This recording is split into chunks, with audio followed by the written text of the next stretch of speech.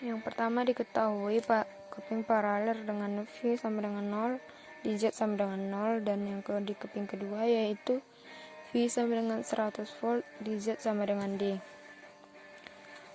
Di kedua keping paralel tersebut tidak ada muatan, sehingga disuruh menentukan potensial listrik dan diantara kedua keping tersebut serta medan listriknya yang menggunakan persamaan Laplace.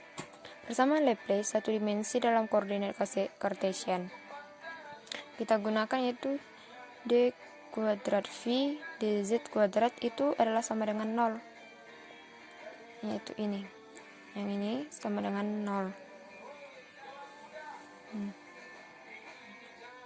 V sama dengan 0 dan dz sama dengan 0. dv per dz sama dengan A, dan Vz yaitu AZ ditambah B, dan syarat batasnya sehingga memberikan A sama dengan 100 per D, dimana 100 per D 100 volt per D, dan nilai B nya sama dengan 0. Jadi fungsi potensial di antara kedua keping tersebut ialah V sama dengan 100 per D dikali Z, karena V nya sama dengan 100 per DZ, D per Z. Nah, itu adalah hasil dari potensial listriknya. Dan kedua itu medan listriknya. Medan listriknya dapat diperoleh dari E sama dengan, atau medan listrik sama dengan min nabla V, dimana min nabla hasilnya nabla V per nabla XI EX I topi dikurang nabla V per du V du Y Z J topi dikurang du V du Z K topi. Ini menggunakan divergensi yaitu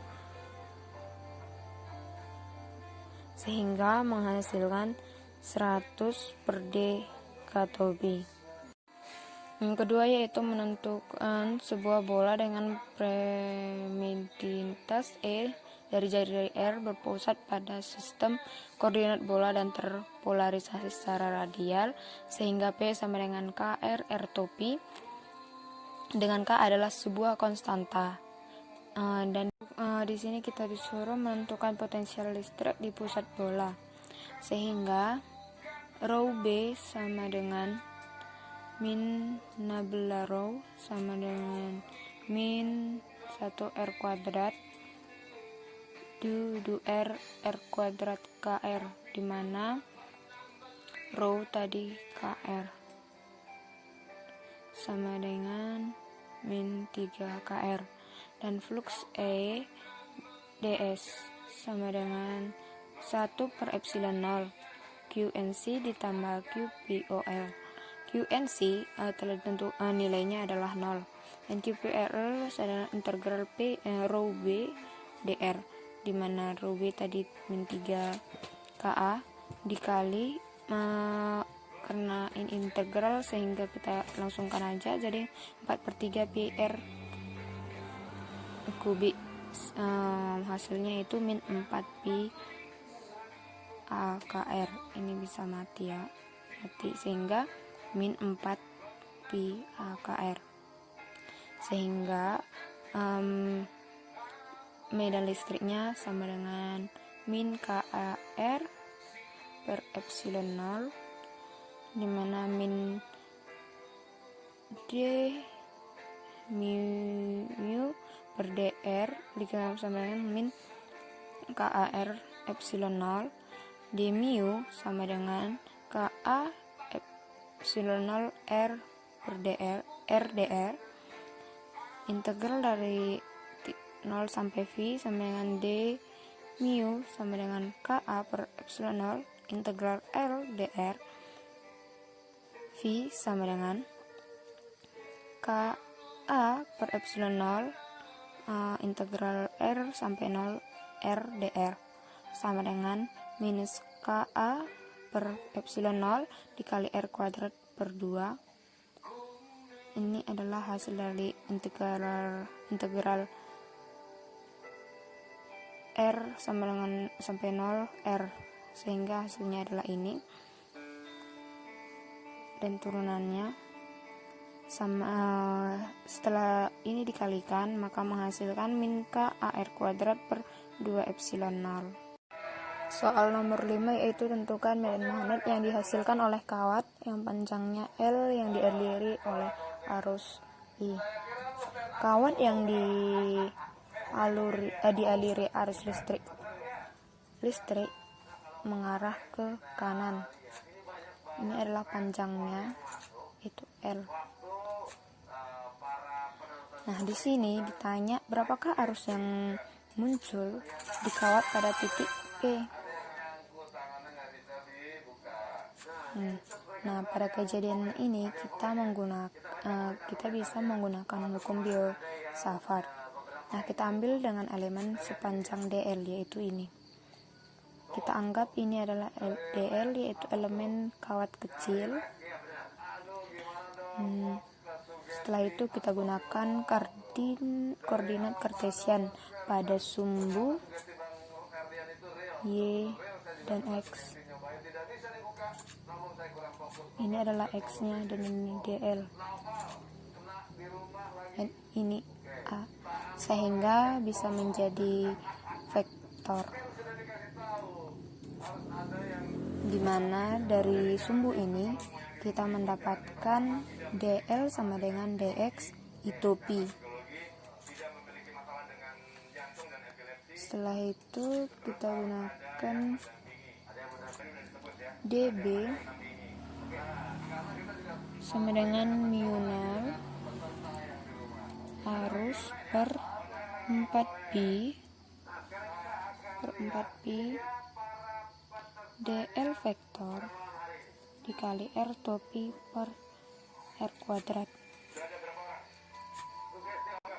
dimana untuk mencari R topi adalah R mutlak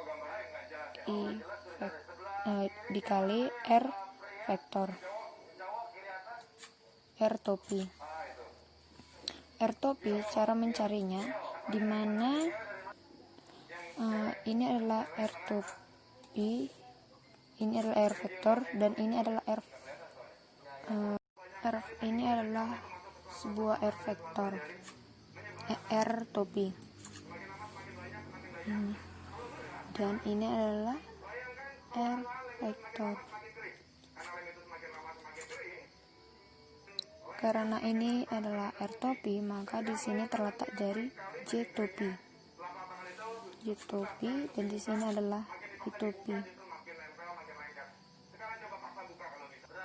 Arah I topi menghadap ke arah sumbu X, sehingga di sini kita ke kiri dan menggunakan min karena ke arah kiri, dimana R topi itu searah dengan X, seperti yang di sini ya, X topi dan Y topi.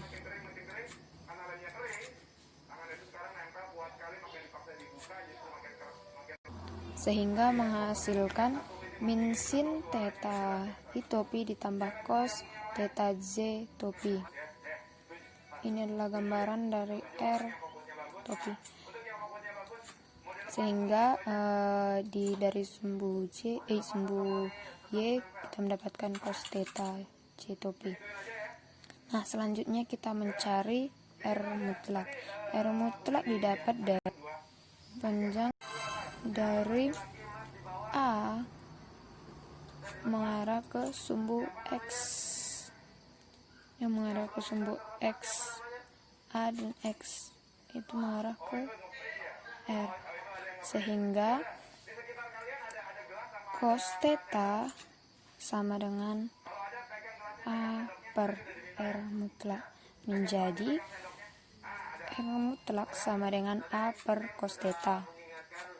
Nah, setelah itu kita lanjutkan, yaitu DL.